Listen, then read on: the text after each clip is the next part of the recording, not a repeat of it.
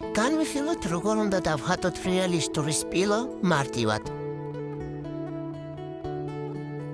ვხატავთ ჯერ პატარა, ხოლო შემდეგ დიდ წრეს ვიდეოს მიხედვით. პატარა წრის ზედა მხრიდან ვხატავთ ყურებს.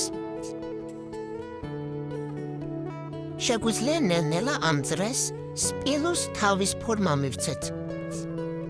ამის შემდეგ ვხატავთ ხორთუმს, მაგრამ ტოვებთ ადგილებს რქების დასახადადაც.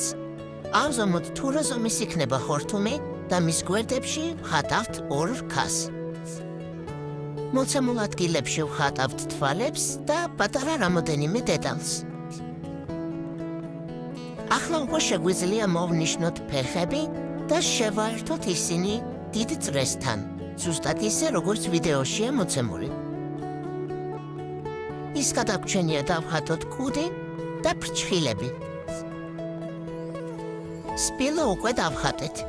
შეგვიძლია ხორთუმზე ეს რამოდენიმე დეტალი დავამატოთ და გადავიდეთ გაფერადებაზე. გირჩევთ ყურების ზედა ნაწილები მსგავსად გამოყოთ. სხვა მხრივ კი ყველაზე მნიშვნელოვანია კონტურების გამოყოფა და ამით დასრულებულია ჩვენი ნამუშევარი.